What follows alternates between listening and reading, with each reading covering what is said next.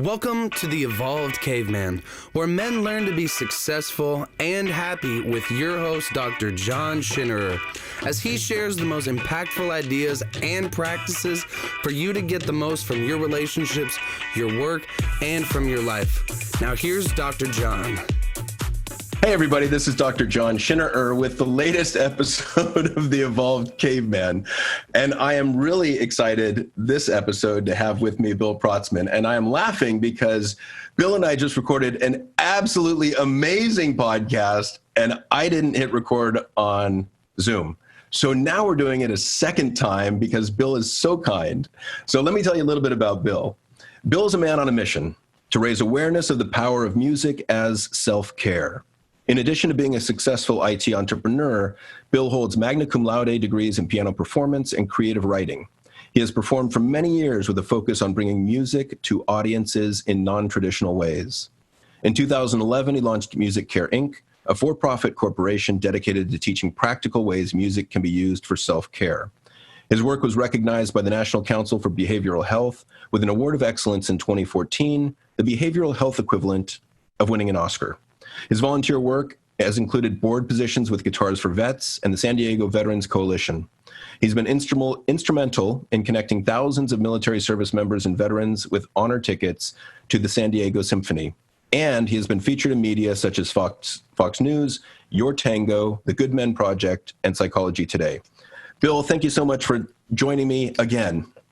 John, this is so much fun. How the hell are you? I'm really good. You know, the short story, because this is so relevant, I was part of a marching band. I played the saxophone, I know. Okay, full disclosure. And we were doing great. I mean, Fallbrook High School had the kick-ass marching band, and we were taking on and beating big bands, like, Division I bands. So we're at this competition, and it's a stadium competition where people, the whole crew has to get on the field, do their thing, and then leave for the judges. And everybody's got set times, and we're on the schedule and whatever. And so we're all ready to go.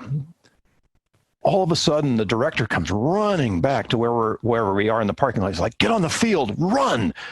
And everybody just drops whatever they're doing and just dashes out to the field, full uniform, drummers waving their drums, people with tubas and whatever. It was a total nightmare. We looked like the Stanford band taking the field.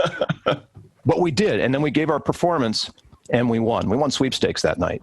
Wow, nice job. Yeah, amazingly enough. I mean, nobody could believe it. But that little unanticipated snag where the judges got our time wrong unlocked something inside us. And I think it freed us up to perform at a level we hadn't performed at before. I've had that experience individually, but I'd never had it as a group until that night. 150 people, just bam. But we were ready. We'd practiced. We could do the show. But that that hiccup, right? That unlocked the beauty of it. That made it magical. Well, thank you for your understanding. I appreciate it. Oh, you bet, man. Of course.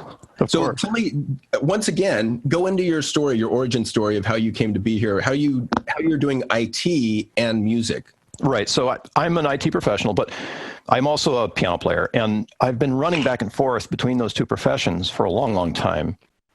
And I decided to shorten that distance by starting a company to actually teach people how to use music as a tool for self-care. And, put a stake in the ground and say, now from this point on, I'm going to start dialing back on the IT and start dialing up on the music care. And 2011, I guess, is when that happened. So I've been at it now for about 8 years, doing a lot of volunteer work, as you pointed out. And I think that's important. It's really critical for me to give back to people who've pledged their lives to the country. And so I serve a lot of veterans and a lot of homeless people. San Diego has a lot of homeless people. And it's amazing to offer tools that people can use when they're not with their therapist to care for themselves in ways that are practical and safe and effective and economical. I mean, you can get music everywhere for free right now, it seems. And as a musician, I have somewhat of a problem with that. But hey, I get my 20-cent check every 2 years from Spotify or something, and I'm happy about it. Don't get me wrong. So here I am in this lane of knowing a little bit about IT and knowing what it's like to be an entrepreneur, and applying all of that background and skills to something that's brand new. I'm not aware of anybody that's teaching music as a self-care tool right now, and I want to change that because there's plenty of people who could use it. So tell me a little bit about how you do that. How do you teach music as self-care? What goes into that? A really great question. I've been doing this one-on-one or one in group for a long, long time. And that could be me on the stage giving a performance and talking about how the music impacts me, or it could be me sitting around a table with some homeless people who are working through the process of becoming housed again and giving them ideas. The same ideas in both places, which are that if we are aware, if we have a practice of allowing music to make us feel things, allowing being the practice there, we can use those feelings to help guide us like guardrails as we roll down our particular role of life, whether that's, dealing with post-traumatic stress or finding a house. And they tell me at the agency, after the music classes, the people who've been in the class are just so much more ready to work. They're engaged, they're on point, they're downregulated to a place where they can interact with staff and accomplish something. Who doesn't want that? I mean, that's incredible right there. Mm-hmm. And being able to repeat that for yourself, whenever you need to feel focused, you can do that. Whenever you need to feel sad, I mean, we all need to feel sad once in a while. The idea is sort of having like a little switch inside that you can turn on to allow those emotions to come up and to feel fully. I think you talked about this too, how it's so important to let the feelings play, in my case, so that I can literally get up and do something else. I mean, some of the emotions are big. They can come in and they can make me sit, and cry, or sit and just like rage. But if I allow them, and music facilitates that allowance, I'm ready to go. And I can, after I'm done, put on some other music to put me in the mood I need for the next thing in life, whatever that might be. Yeah, it's interesting to me that, music, maybe writing, maybe acting, there's not that many occupations that we have as men where we're actually rewarded for feeling. Oh my gosh, I think you've said that in a very politically correct way, because we're actually, we're sort of disparaged for feeling things. Absolutely. And, feeling them is all right, but acting out on them. So I'm not a big advocate of like feeling rage and then going out and hurting things and breaking people. Now, if your job is that, if you're a combat soldier or something, different scenario, but it's not me. So it's great to be able to use those emotions to feel that stuff in safety. And then when you felt it in safety, it's like the emotional charge separates from the feeling itself. And you can use the energy that's left in that feeling, anger's a big one, to do something productive. Yeah, and Lao Tzu said something about the best warrior never attacks in anger. And yes. So, a critical point to we all feel everything. Like it's part of the full spectrum human experience to feel every emotion. And there's a difference between feeling anger and then how you behave once you are angry. So you can be angry, but if you're going to hit someone, not a good idea. Whereas if you use that anger to fuel social justice reform, say, fighting racism, that's a good use of anger. Great use of anger. I'm really in love with hip hop, and it's not that I love the music, but what I love about the music and the culture is its ability to allow anger. And there's not a whole lot of genres of music that do that as well as rap does. Mm-hmm. And by allow, that means you can go to a rap concert and feel some things that you're not going to feel in your average, pop music band concert. And those are important feelings. They're part of what we can do. Mm-hmm. We do them anyway. And I think we're doing them whether or not we actually allow them. We're feeling that. And with hip hop, you can feel it. And you can feel it in a place where you're embraced by other people also feeling the same thing. Well, I think that's one of the beautiful things about music is it does allow us to tap into any and all emotions. And it's funny when I talk to clients a lot about music as a way to connect. And, some clients will have a wide variety of genres that they enjoy. And then I talk to some, 20-something millennial men who are like, well, I just listen to rap. I'm like, okay, well, to me, traditionally rap has been largely anger fueled or anger evoking. Now, there are exceptions to that now. But I also try to encourage them to step out and look at other genres as well, to tap into perhaps different nuances of other emotions. Sure. It's pop music has always been obvious. Mm-hmm. and that's why it's popular. Right. So you want an obvious experience of something, tap into pop music and it'll give you that experience. Now, slightly different feelings between hip hop and, I don't know, what else is popular in the world today? Billie Eilish, maybe. So yeah, there's a nuanced kind of difference there, and it's a good difference. But that nuance can get bigger, and as you practice your ability to connect deeply with music, you'll find that you're able to get the same kind of emotion out of rap that you can get out of Chopin, for example. Mm-hmm. I mean, that was an angry man. It's just that back in his day, the pop music of his day expressed that anger a little bit differently than hip-hop does, or rap does for us today. Okay, so distinction. In case I don't know what I'm talking about, hip-hop is the culture, rap is the music. So in that culture, thank you. There's a wide range of emotion that isn't normally available to like us white guys. And nothing wrong with that. White guys have angry music too, you know? But there's a cultural thing there that's actually really beautiful. And I think for anyone who's listening and wants to sort of understand the cultural connections that we all feel, starting with our emotions is a great way to begin to make that bridge.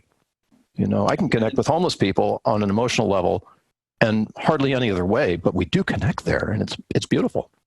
And, you know, we talked last time about, you know, music as medicine. And one of the things that I suggest to my clients is, you know, at least when I was a kid and I would get into a depressed mood, 12, 13, 14 years old, I would listen to depressing music, which would reinforce that mood and keep me in that feeling state. So at the time it was like Pink Floyd, which I still love. And one of the things I've realized over the years is that you can use music to get you out of a mood or an emotion too. So, you know, if you're in a depressed mood, create a playlist when you're feeling more regular, and start the music with sad music, low energy music to sync to your mood, and then gradually step the music up in terms of tempo or beats per minute or energy to help lift you out of that mood when you're ready to get out of that mood. I mean, you can be in that mood for a while, but it's a great tool to use. And the other part of that is the distinction between mood and emotion. Oh yeah, good point. Emotions are short-lived affective phenomenon that last 30 to 90 seconds, and they have a cause. So bear comes out of the woods, you feel fear, you run your ass out of there, you feel fear. Woo, okay, and then you can let it go. A mood, on the other hand, is longer in duration and doesn't necessarily have a cause. So some days we just wake up on the right side of the bed, some days it's the wrong side of the bed. And I think of moods as kind of emotions stretched thin over time. So for instance, sadness is the emotion, depression, not in a clinical sense, but just a sad mood. Depression is sadness stretched thin over time. Fear is the emotion, anxiety is a longer term mood. Anger is the emotion, irritability is the mood. Happiness is the emotion, contentment is the mood, that kind of thing. That's beautiful. If you're listening to that, so I put a mark on the podcast so you can go back and refer to that, because that's golden information right there. And neither of them are, I want to say this in the right kind of way, neither of them are who you are. There are things that are passing through that you're experiencing. I'm messengers. Yeah, they're messengers. If they were to diagnose me, I would be diagnosed as clinically depressed with schizophrenic tendencies. So if you're looking at a scale like the spectrum, I'm off the spectrum on both ends. But neither of those things define me. Right. You know, I'm this person who lives in this continuous sort of journey between the two ends of the spectrum. And it's a great journey. It's one that you can support.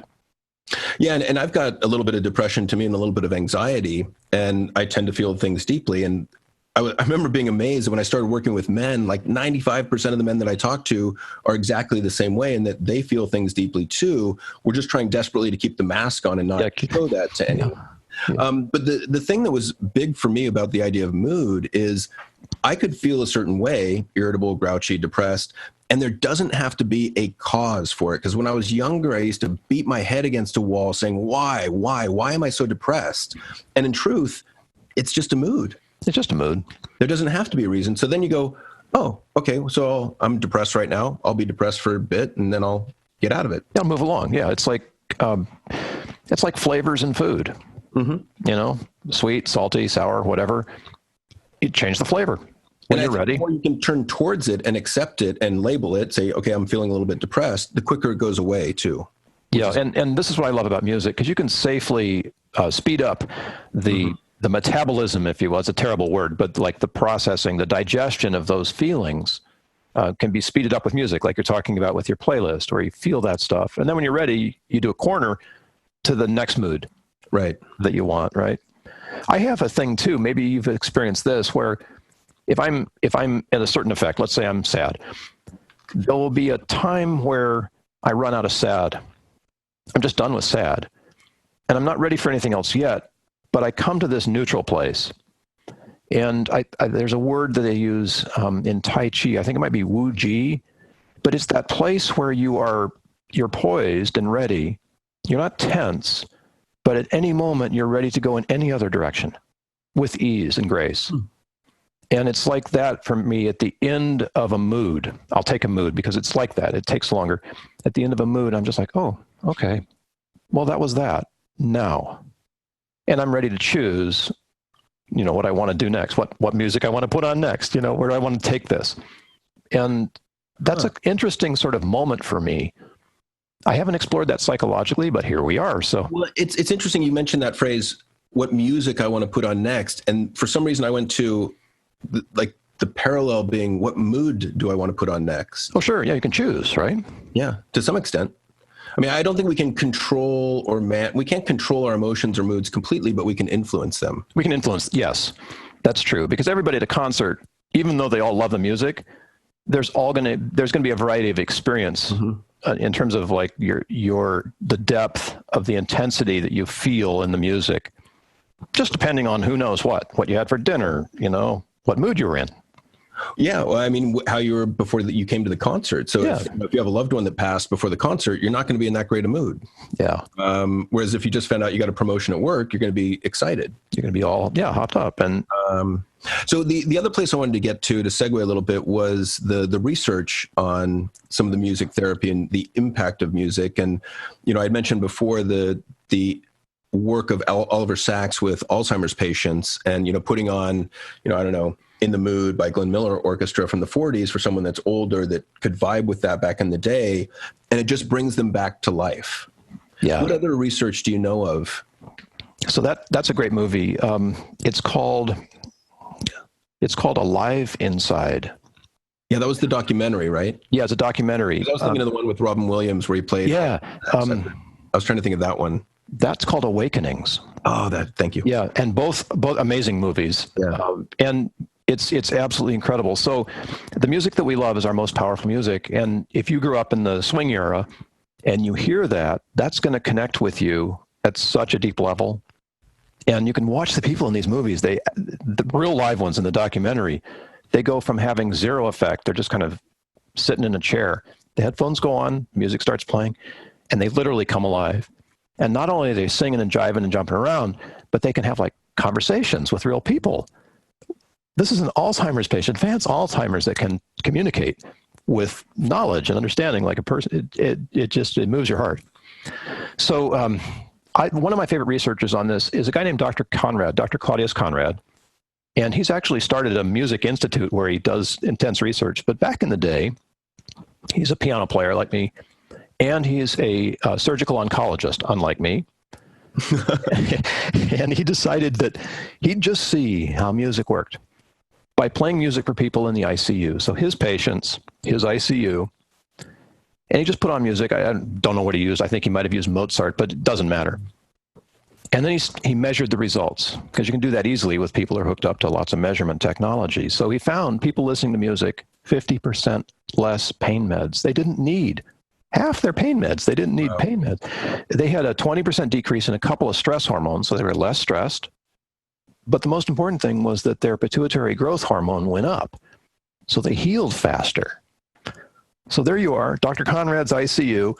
You're having less pain meds. Is that not a good thing? I mean, look at the opioid crisis. Yep. You're having less stress. Maybe you're still like in a comatose state, and you're healing faster, while people in the ICU next door, no music, they're getting the full dose pain meds, they're having stress. And I don't know, you've been in ICUs. It's not a great healing environment, you know. But you can change it with music. And this has been rolled forward now. So music therapists, they're doing great work out there, board certified, whatever therapeutic relationship. It's an incredible thing they're doing with autism and with Alzheimer's and with end of life and just these amazing things that they're finding, and they're getting results. And there's also medical professionals who are just using music because they can. It's a good idea. Why not? Let's try it. And the medical professionals are getting results with music that eclipse the results of the music therapy crew. It's that powerful. Yeah, it makes me think I should add music in the background of my sessions. Definitely. Yeah, put on a click or drum or something. Choice, yeah. Oh, you'll love this. So there's a thing called vocal psychotherapy. Have you heard about this? No. Huh? So imagine that you come in and your therapist is in the office, and there's also a piano in there. And I can imagine that this actually works for people who can improvise, but you improvise your session. Good morning, doctor. I'm Bill. I'm here today to work on the problems that we started with last week, right? I can't sing. And then you sing back, well, that's interesting. So tell me, how was your week? And you sing. And this unlocks, like writing with your non-dominant hand. You get in at a level that you don't get into in sort of normal filtered conversation. Isn't this cool? Well, it makes me think of, one of the things that interests me about singing is the breath control and the emphasis on the exhale, that, you're elongating your words and you're exhaling more of the oxygen in your lungs. And one of the things we know, especially for people with anxiety, is they'll walk around all day doing shallow breathing, which means you've only got about 20% of oxygen in your lungs at any given moment. 80% is filled with CO2, which is poisonous to us. And the brain is highly sensitive to minute changes in oxygen levels. So the more that you can exhale and get rid of that CO2, the better your brain's going to function, the more it will unlock those uncomfortable emotions. So I wonder what the relation is there. I wonder if it's fair to say that anybody who did that would have a good session. Right. Because you'd be breathing. Now I'd have to sing first, so I might have to work on that. You have to work on it, but you could use drums. EMDR. Oh, yeah. With a drum. Drum circles for men. Yep. And the other research that I love is that idea of, putting on an energizing playlist when you work out can boost your performance 10 to 15%, whether that's heavy metal or rap or whatever energizes you. Yeah, whatever works for you. That's impressive too. Oh, sure. Physical results, and people are getting mental results. If you sing something to music, you'll never forget it. So think about this. If I go la, la, la, la, la, la, la, what do you think of? Little Lamb. There you go. So even with my terrible singing, you put words to it. It took me a second. But A, B, C, D, E, F, G. So try to take the words in the music apart. You find you can't. Well, there's a lot on YouTube now. Like my daughter learned the 50 states with some terrible song. Oh, yeah. She knows the song and she knows the states. Yeah. And it works for us too. Like she's memorized pi to, I don't know how many, 40 characters, 40 digits. There you go. Because there's a song that goes with it. And we just do that. People, this is our brain, and as one of the books author has written about this. I think Daniel Levitin wrote the book, This Is Your Brain on Music. Oh, great book. Great book. And that's just physical and mental. So we've talked about emotional too. You have control over those things with music, sound and rhythm. And the other one that's really cool is spiritual, because all the stuff we can't explain yet, consciousness, whatever. Why is there music in church? It's to open us up to the other, to the potential for something bigger than us. Yeah, the transcendent. Transcendent, yeah. And what do we need these days? Transformation? Well, to get out of yourself, to get out of your head. I remember I went and saw a music festival. Revolution was headlining, a reggae band, and Matsuyahu was in the lineup. And I knew a few of his songs, but I'd never seen him live. And, he's an Hasidic Jew that raps, which is kind of, I don't know that two worlds can get further apart, but he was amazing. And it was something about his chanting, the rhythmic dancing, the rhythm of the music that took me to a place I had never been before. I transcended myself. Like I got out of my head. Yeah. And I'd never experienced anything like it. It was quite wild and pretty amazing. I'd seek out more experiences like that. If you're listening to this, whatever those might be. If you've never gone to the symphony, try it out. If you've never heard a reggae concert, try it out. If you've never done a drum circle. Or done drums, rap. There are people who are scared of rap. That's perfect because it's great to approach something new with a little bit of a, an emotional edge. Yeah. So I got to say, I went to the Nicki Minaj Meek Mill concert a few years ago, and it always makes me laugh because I was the oldest, whitest guy there. Yeah. But it was an awesome concert. I mean, right. From DJ to Meek to Nicki, and I didn't realize Nicki has more number one hits than anybody at this point in time. Yeah, she's pretty crazy, man. But every song you're like, oh yeah, I know that song. Yeah, that's a good song too. Yeah. But great concert. And it, everything that we do works on us. I don't know if it creates a sort of a cellular memory, but I kind of think it does as we practice to music. I would think from repetition, yeah. So that I mean, obviously, when a song that you love comes on, your body just welcomes it, right? Yeah, the whole thing. Within 3 notes, certain songs are like, oh, there it is, Hotel California, and just yeah. You get excited. And the science on this, so it is kind of weird. Our brains do amazing things, but I think it's a body memory, actually. Mm-hmm. The science is that if you just remember a song without hearing it, just pick a song, remember that right now, your physiology is responding to that song, which is why you can remember things or experiences and your skin crawls, right? Mm-hmm. It's that same kind of response. So pick a song, think about it. It's going to have the emotional content for you without your eardrums having to vibrate to it. Is that weird or what?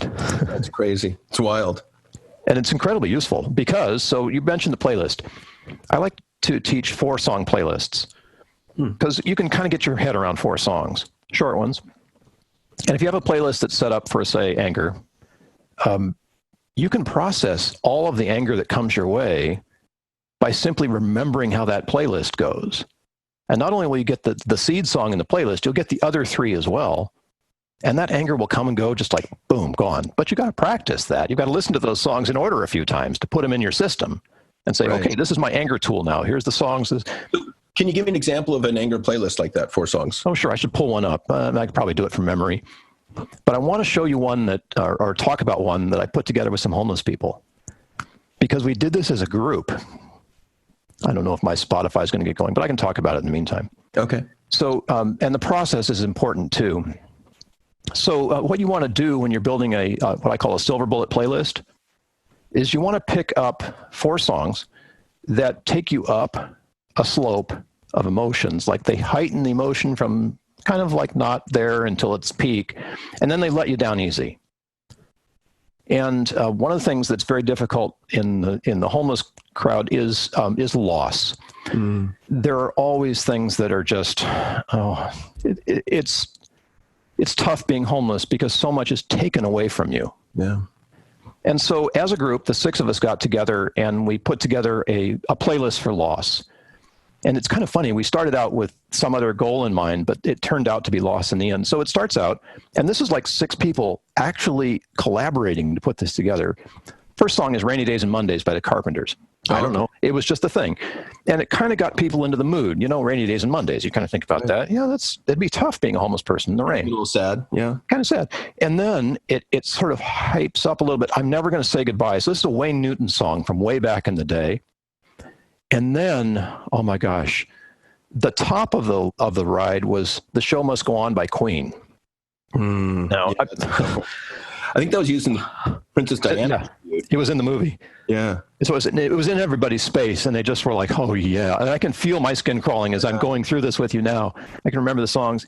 And then it ended with Jeff Buckley's version of Hallelujah. Oh, man. And that was the playlist for Loss that everybody came up with. And, after we had all decided that these were the songs we were going to use, it takes about 17 minutes, 18 minutes to listen to them all. We put it on, and we just sat around the table and we listened to these songs. And I bring a PA that's got some decent volume. So it was like being in a concert hall listening to music. Oh, my gosh. We were all just weeping at the end of it. And that's one of the beautiful things about music and certain movies, I think, is that it can allow you to tap into depths of emotion that maybe you couldn't get to alone on your own. And by tapping into the depths, you can unlock it and release it and get past it. And man, doing it with people, like knowing that you're going to be there with other people, it feels so good. It's way beyond supportive. It just feels like a shared experience that you created together. And it's also pretty therapeutic. Well, I imagine that you feel seen, heard, and validated within the group. Yes, absolutely. I did. There's a philosopher back, I don't know, I forget who it was, but the idea was that if you can tell your whole story in one sitting without interruption to someone that's actively listening, you can be free from that story. Oh, yeah. And it's not an easy thing to do, but I love the idea. Yeah. That may have been something about what we were doing. Mm-hmm. And, we've done this with other lists too. So one of the things I teach, and you mentioned this too. So at the end of that loss, there's a place to allow that to happen. We had that beautiful feeling of like, oh my gosh, they're looking around the table as everybody has just experienced this stuff together. It's like, now what? What do we do next? What happens next? And there was that moment of stillness, right? To be in that place where you feel safe and secure and not judged is so rare. Isn't it though? And it isn't hard to get there. Mm-hmm. Let's do more of that. Yeah. Hey, men out there. Yeah. Yeah, guys, we need this. We do. It's part of why I started the podcast. You had great foresight. Thanks. It's necessary. Yeah. It's funny. I talk to some men and they get angry and they have a chip on their shoulder and they're like, well, why do I need to evolve? Why do men need to evolve? And it's such a disappointing reaction because who doesn't need to evolve? And, one of the things that I see in couples so frequently is that, usually it's the man, the husband saying, love me as I am, love me or leave me. Yeah. Guilty. Leave it. And, and the wife is growing this way and the husband's doing this and they're growing apart. And if you could just grow a little bit, you can save the relationship. But so many men after a certain age are just like, no, this is just who I am. Well, we haven't been rewarded for it. Well, no, I think the opposite. I think we've been mocked and humiliated for it. So to take that risk is really threatening to us. And I get it. I understand it's scary as hell. I do. Yeah. I've been there. I've dealt with it. Yeah. So at some level, I really, really get it.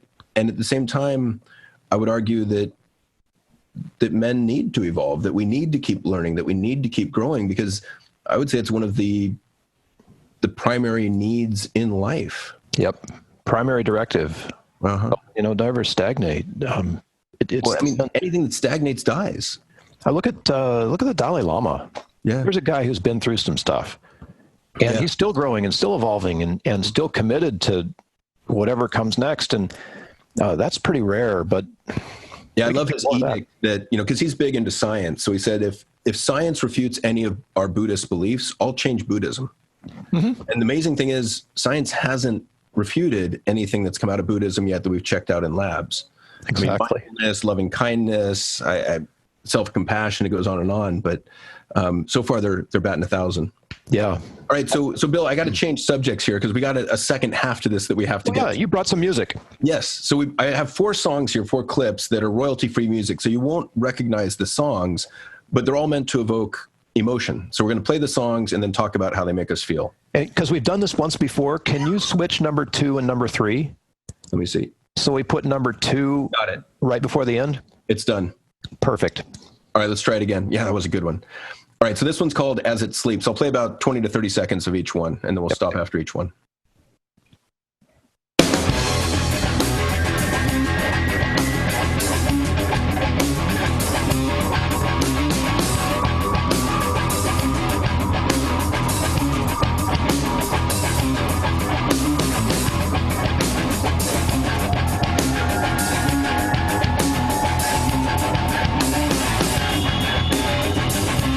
What'd you get out of that one?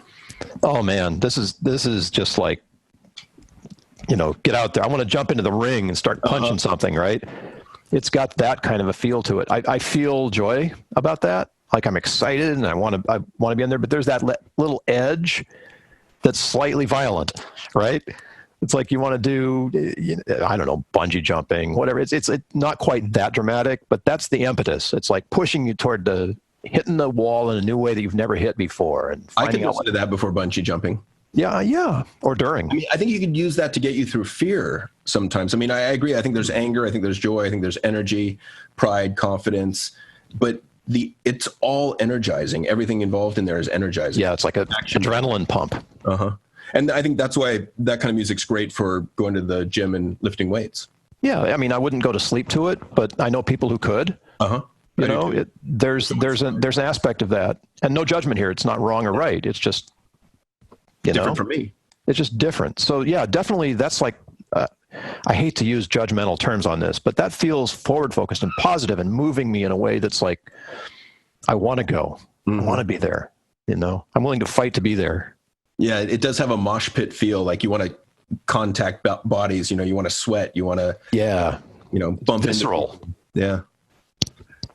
Yeah. Okay. You ready for the next one? Sure. Yeah. Let's hit it. All right, here we go.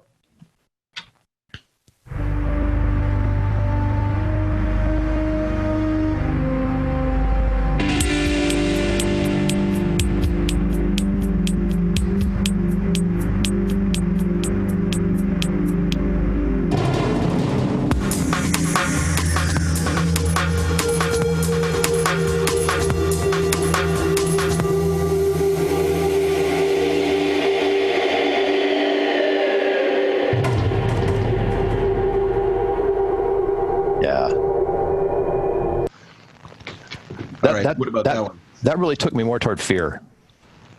Yeah, it feels like a scary movie to me. So suspense, anxiety. Yeah, I get that. The visual on it. Like I'm waiting for the next, monster to appear, whatever the next danger is. I also like how in movies, especially horror movies, like they'll play music like that, and it's kind of a head fake, so nothing happens. But because of the music, you're like, oh, is it coming? And it's that bass, like that big monotone in the bass that's just kind of like whoa, whoa, whoa, whoa, whoa, whoa. Gets into us at that. More of a soundscape than a song. Yeah. And it makes me think of like Stranger Things or X-Files kind of. And you can't push it away, It's like you try to resist, but it gets into you, and it's like, it does grab your interest. Yeah, gets your attention in a hurry. Yeah. All right, third one. This is the one that we. Okay, then we switched. Good. Okay, you ready? Yeah.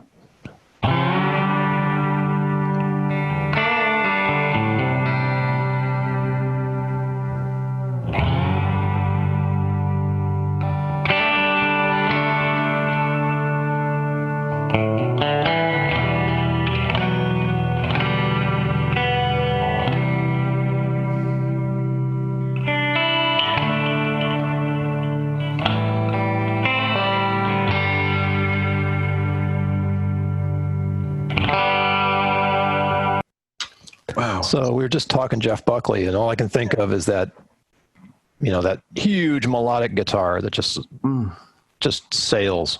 And so we've been up that cliff a little bit. We went up a little bit with the fear, and then we really got scary. And now it's like, oh, it's okay. It's fine. Yeah. It's like sit down and have a beer. Yeah. With the sunset and the sunset, broken down pickup truck and the abandoned barn with moss on the side. Exactly. It feels relaxing, but there's a sadness, a melancholy to it, like a bitter or a sweet sadness. It's one of those blends you were talking about, how emotions can blend. Right. And both of them are okay. And whatever that flavor of the ice cream is, it's delicious. But that's something I actually really, really like that tune. And it makes me think, I would love to sit down at the end of the day. Yeah, just spin that. Sunset and put that in the background and relax to it. Yeah. So if you're listening to this, you're getting how some things are up-regulating and some are down-regulating, right? And you can tell the difference. There's a contrast. Right. So the last one, if you're tracking, the last one was Bet Against the Odds, and this last one, the country blues one was Almost Mended. I picked these up off of, Audio Hero, because we can't play the normal songs that you would know for without paying a bunch of money for them. That's right. I don't have that kind of money. When I did a radio show, 12, 15 years ago, I could do clips of songs under their license. So I think I used, I had a Who song as part of my intro music, which was awesome. The Seeker, one of my favorite songs. All right, so here's the last one, the one to finish out on. You ready? Yep.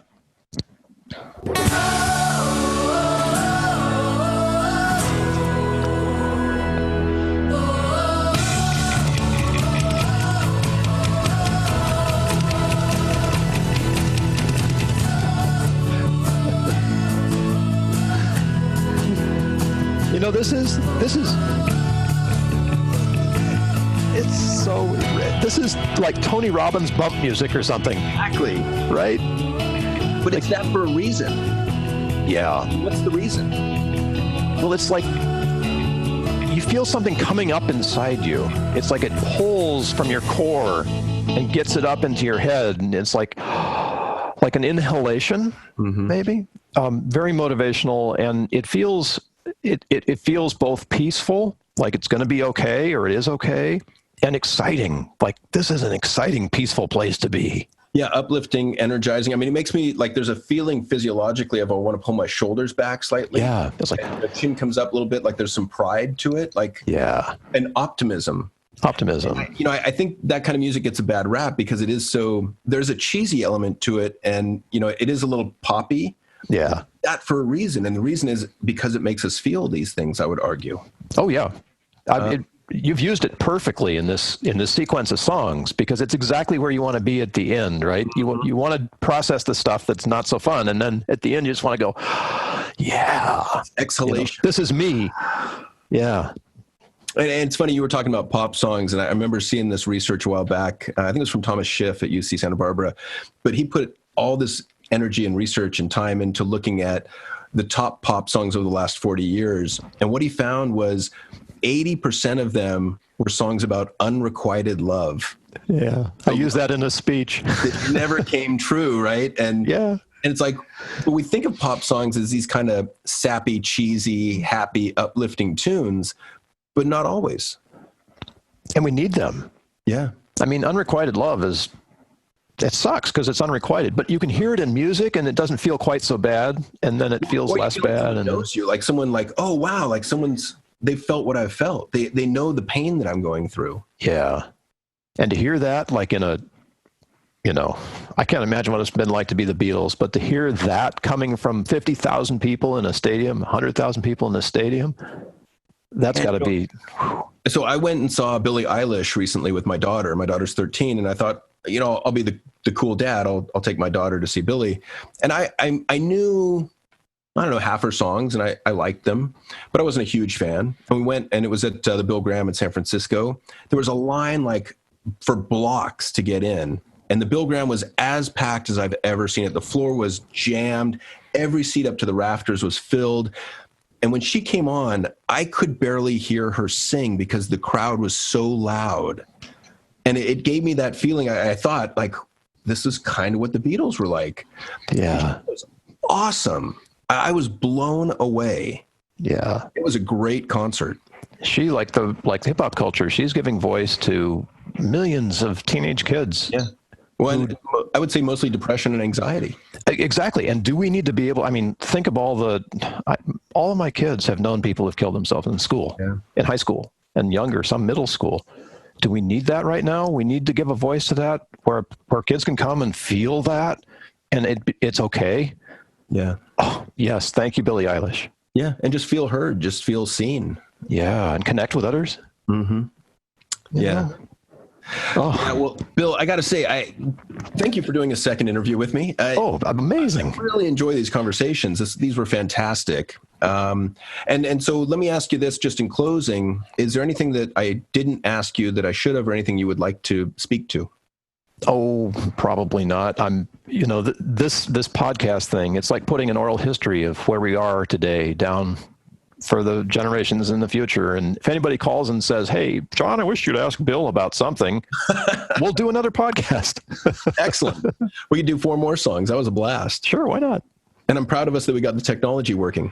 Oh, man, we're awesome, man. We are evolved. We are. So let me ask you this. Where can people reach you? What's the websites? What's the best social media link? Sure. So Music Care is what I do. So all those sites are built around Music Care. And the most interesting one is quest.musiccare.net. And that's the old-fashioned quest, like the quest for the Holy Grail, quest.musiccare.net. And with that, you'll get my name, and you can spell it, and you can Google for me, and there's links to all of the places. And I'm out there and happy to be engaged with you at whatever level of understanding you are and want to move to. Awesome. Well, and give me spell the last name so that they can find you on Twitter and LinkedIn. Yeah. Bill Protzmann. Protzmann is Protzmann. Protzmann. Awesome. Well, again, thank you so much for being with me. Thank you for your grace about recording this interview a second time. Hopefully the second one was better than the first. Of course it was. It was amazing, man. Thank you, John. Thank you. What a blast. Thank you for listening to the Evolved Caveman podcast. If you like what you've heard, support us by subscribing, leaving reviews, and sharing the podcast with friends and colleagues. For the latest, most powerful tools to connect with like-minded men, join the Facebook group at The Evolved Caveman. Follow Dr. John on Instagram at The Evolved Caveman, all one word, or join the email list by visiting guidetoself.com.